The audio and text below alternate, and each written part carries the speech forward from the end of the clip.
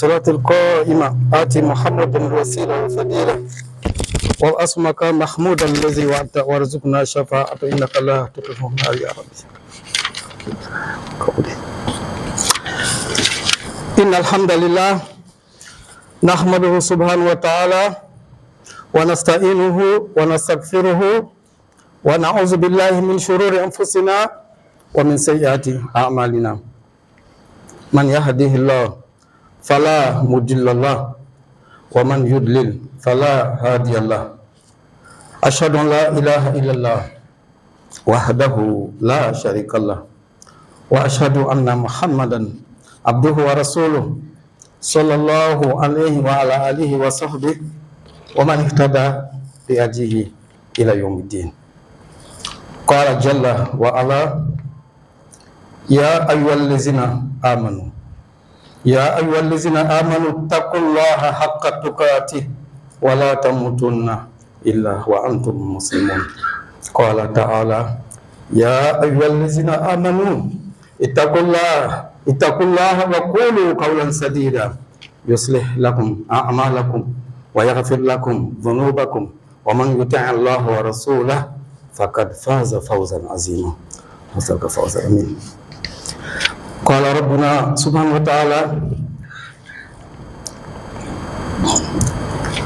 يا أيها الناس اتقوا ربكم الذي خلقكم من نفس واحدة وخلق منها زوجها وبث منهما رجالا كثيرا ونساء واتقوا الله الذي تساءلون به والأرحام إن الله كان عليكم رقيبا. صدق الله العظيم. Alhamdulillah, toute la louange dans son entièreté revient à Allah subhanahu wa ta'ala, le créateur, celui qui nous a conféré l'existence, celui qui a fait de nous des musulmans, parmi ses nombreuses grâces et bienfaits que nous ne saurions dénombrer. Nous attestons qu'il n'est de Dieu que lui, Allah. Il est unique, sans associer aucun dans son royaume et dans ses noms et attributs qui sont les plus beaux et les plus élevés. Nous attestons également que Mohammed est son messager, celui-là même qu'il a envoyé comme miséricorde, une rahma pour toutes les créatures, pour tout le monde, pour toutes les existences. Qu'Allah nous fasse bénéficier de cette miséricorde. Amen. Chers frères et sœurs, notre Seigneur nous interpelle.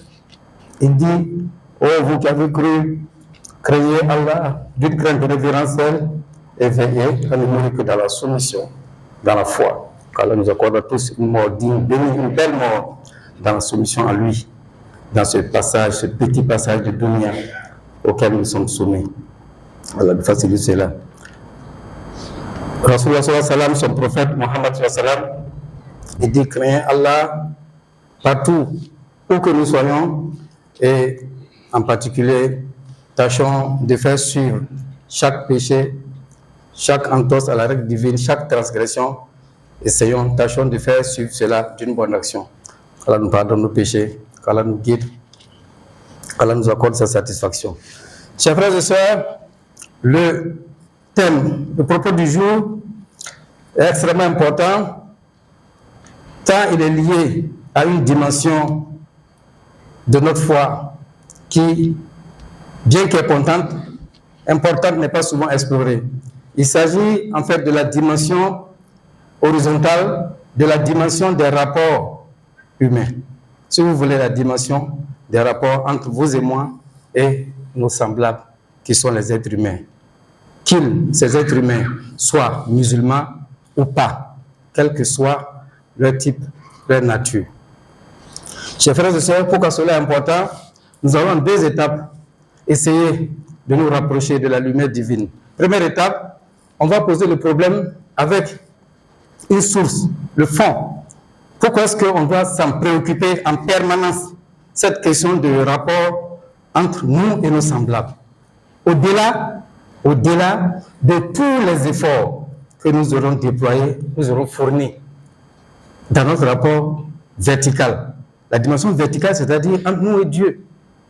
Les prières que je fais la nuit, le jeûne que je fais, toutes les bonnes actions, tout ce qui est bien, hajj, zakat, on peut dire en quelque sorte que c'est vraiment vis-à-vis de Dieu directement.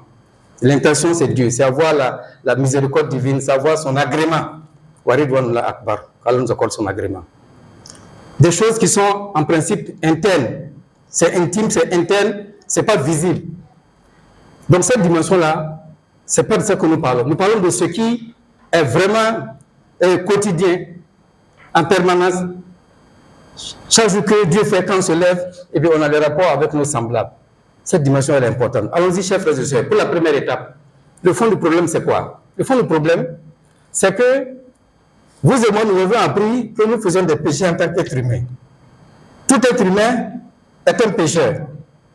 Kul bani Adam, khata'.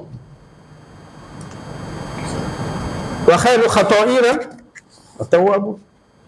Nous sommes tous pécheurs, mais les meilleurs parmi nous, les pécheurs là, ce sont ceux qui reviennent, ceux qui se répandent en permanence. Qu'Allah nous accorde cette grâce-là. Et bien nous avons appris aussi que pour se repentir d'un péché, on connaît, c'est pas compliqué. C'est vrai, c'est le tawfiq divin, n'est-ce pas? Mais une fois qu'on a pris conscience de son péché, qu'on se repent, on demande pardon à Dieu. C'est vraiment un dialogue interne entre nous et Dieu. On n'a pas besoin d'aller se confesser devant, vous voyez, voilà, une personnalité quelconque. Mais ce qu'on a appris aussi, c'est qu'il y a certains types de péchés, de torts, de préjudices qui sont tels que le repentir vis-à-vis de Dieu ne suffit pas. Et c'est ça qui doit nous inquiéter.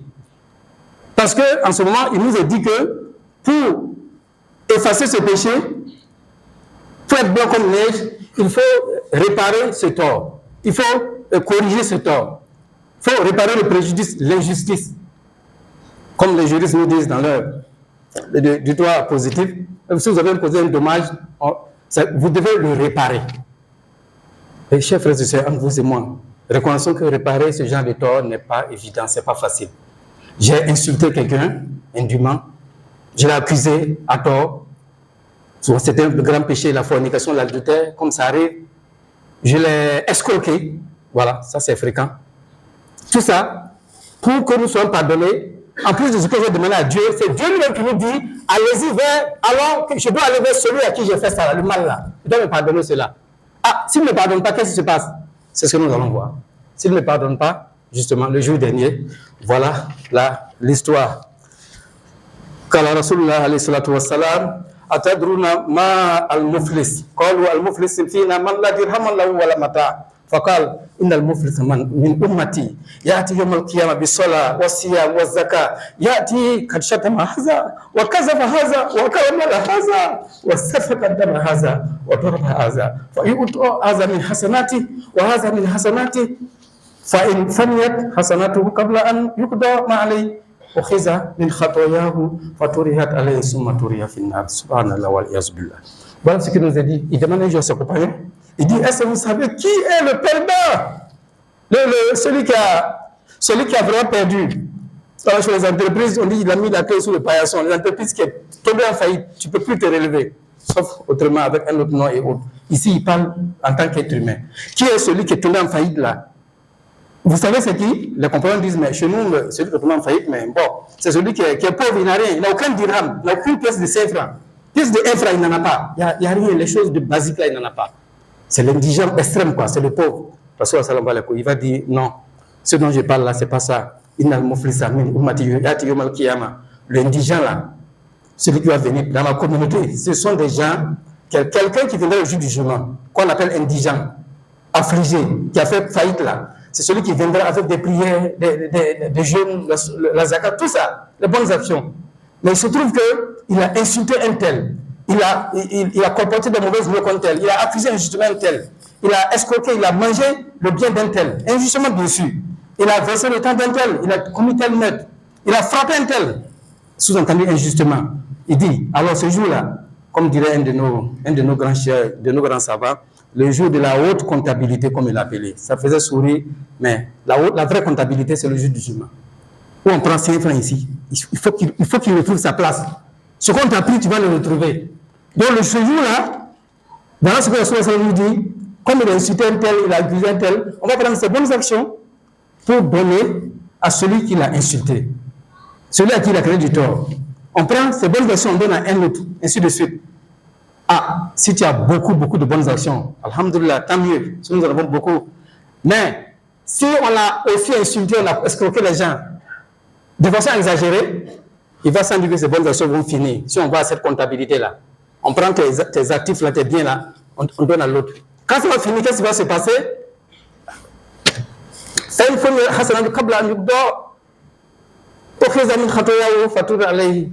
Alors ce sont maintenant ces péchés. Ça, c'est ça la comptabilité. Quand le plus est fini, on va vers le moins. Quand c'est moins, ça devient plus. Donc on prend tes mauvaises actions-là, on donne à l'autre. Parce que tu n'as plus de bonnes actions. La mauvaise action de l'autre, à sa là, celui à qui je fais l'injustice là, maintenant que je n'ai plus de bonnes actions, c'est lui, ces mauvaises actions qu'on va prendre maintenant, et on me charge maintenant.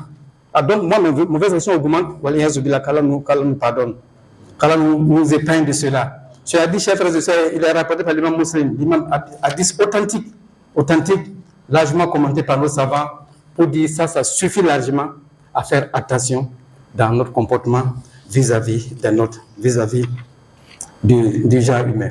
Chers frères et sœurs, tel que le problème est posé, à la deuxième étape, il faut nous trouver une solution. Les solutions, souvent, ce sont des pistes. Alors, une piste pourrait être, quelqu'un pourrait penser, ça arrive dans la Oumma, que comme c'est comme ça, comme c'est dangereux, mes rapports avec mes semblables, si je ne pardonne pas à des gens à qui je fais du tort, je ne sais pas s'il m'a pardonné ou pas, je ne sais pas. C'est le jour donné que je veux le savoir.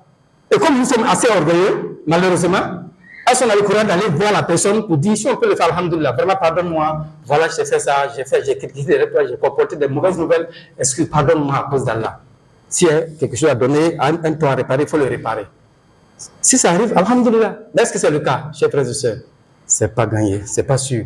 Donc quelqu'un pourrait penser, pourrait dire que bon, comme c'est comme ça, moi je ne vais pas côtoyer les gens, je vais fuir les gens, et puis aller vivre ailleurs. Vivre ailleurs, c'est où? Aller sur une montagne, aller dans une forêt. Donc, au cours de l'histoire, ça s'est passé plusieurs fois. On va devenir une sorte d'ermite, quoi. Certains, voilà, ils prennent ce plaisir-là. Ce n'est pas forcément interdit, mais ce n'est pas la meilleure solution. Non.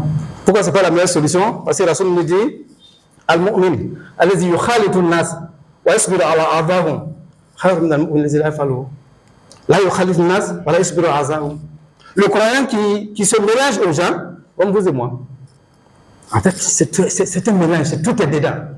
Et on apprend à supporter leurs méfaits. On apprend à supporter ce croyant-là. Il vaut mieux que le croyant qui ne se mélange pas aux gens.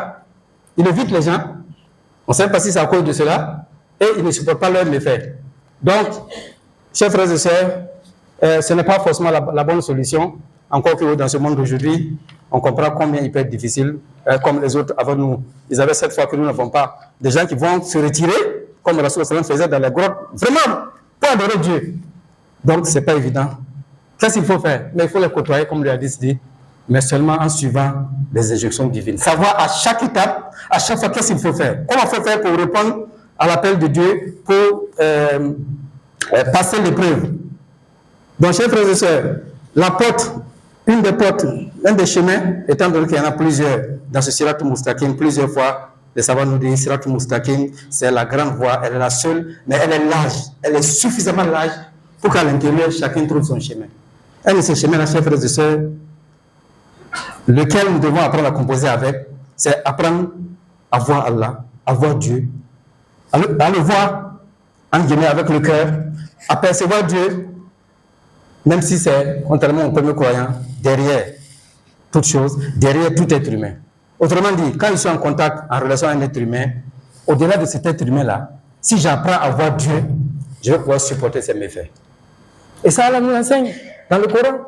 Son prophète, Rasoul sallam, dans les hadiths. Donc, c'est la dimension de la purification de l'âme, la purification du cœur, de ce qui est tout nafs, qui est, rappelons encore une fois, une des missions prophétiques. Tous les prophètes, d'ailleurs, comme l'appelle la sourate à Allah, tout ce qu'on a dit là, dans la sourate là, reçu, celui qui a purifié son âme, il a réussi. Celui qui l'a corrompu, il est perdu. Tout ceci là, et l'au-delà, ça vaut nettement mieux, ce n'est même pas comparé à cette vie de dunya. Tout ceci là, c'est passé dans la civilisation antérieure. Tous les prédécesseurs, c'est passé là-bas. Et il a cité en particulier, sauf Ibrahim ou Moussa. les frères d'Ibrahim alayhi salam et de Moussa. Donc c'est le même message, la ilaha illallah. Il n'y a de Dieu qu'Allah. Donc, chers frères et sœurs, c'est difficile, c'est vrai, essayons, allons-y, empruntons cette voie-là de la purification, eh bien, pour aller, à un moment donné, on va percevoir dans chaque être humain, eh bien, d'ailleurs, c'est une créature d'Allah. Il dit, voilà, karamna bani Adam. C'est Dieu qui nous parle. Nous avons honoré les fils d'Adam, les êtres humains. On les a honorés. Mais qui suis-je, moi, pour déshonorer quelqu'un que Dieu a honoré? Il n'a pas dit les musulmans, hein? Il n'a pas dit les soufis, les croyants. Bani Adam, c'est l'être humain. Qui l'a honoré? On doit les honorer.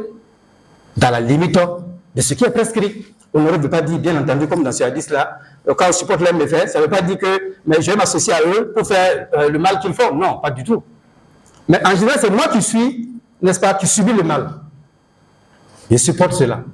Et j'agis, et bien évidemment, comme le livre, le Coran et la Sunna le rappellent. Chers frères et sœurs, dans cette voie, c'est cela que Moustaqim, une des façons pour nous d'apprendre à solutionner ce problème, eh bien, c'est un entraînement continu. Eh bien, c'est faire en sorte que Allah soit notre priorité. Il nous a créé, il nous a dit, je n'ai créé les génies et les humains que pour qu'ils m'adorent, que pour mon adoration. Il n'a rien à Boudoul. Mais c'est l'adoration. On va rappeler encore une fois cette fameuse interprétation, n'est-ce pas, du savant, d'un Mufassirun Ar-Razi, qui dit dans ce verset-là, et dans bien d'autres cas, là parle d'adoration, s'il était permis de résumer toute l'adoration en deux choses, ce serait celle-ci. Premièrement, avoir cette foi grandiose en Allah. Croire en Allah. Le connaître. Chanter ses louanges et sa gloire. Reconnaître sa grandeur. Première chose. Deuxième chose, il dit c'est la compassion, la pitié envers les créatures, les autres créatures. Que moi je vois, que je perçois. C'est ça l'adoration. Ah, lui n'est pas allé parler de... C'est un musulman, hein, parler des hadiths, des zakats, de pèlerinage, tout ça. Tout ça, c'est des détails. Vous voyez, chers frères, cette adoration-là, un autre élément, chers frères, pour nous amener dans cette voie-là, emprunter cette voie, c'est la dimension de l'épreuve. L'épreuve. Chers frères, c'est pourquoi nous sommes incapables, dans certaines situations, de simplement considérer que c'est des épreuves, c'est une épreuve divine. Et là que Dieu nous avertit. Nous allons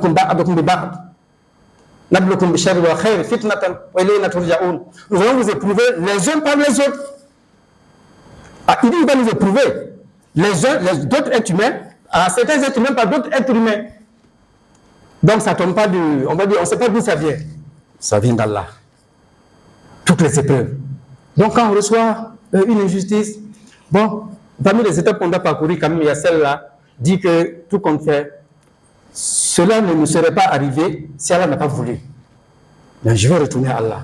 Pardonne-moi, enfin, on gère comme on peut, quoi. Dans la meilleure des façons possibles. Qu'Allah nous pardonne nos péchés. Chers frères et sœurs, Allah subhanahu wa ta'ala, il veut que nous le mettions comme c'est lui le créateur en avant.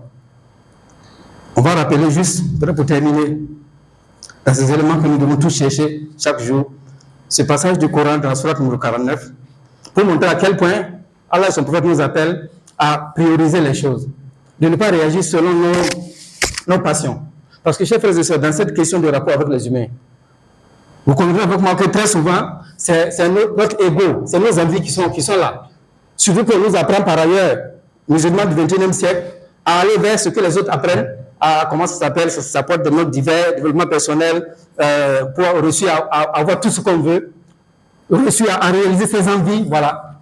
On a des envies, on a des passions. Envie et passion, c'est un peu synonyme, n'est-ce pas? Eh bien, il y a des méthodes, il y a des théories, il y a des théoriciens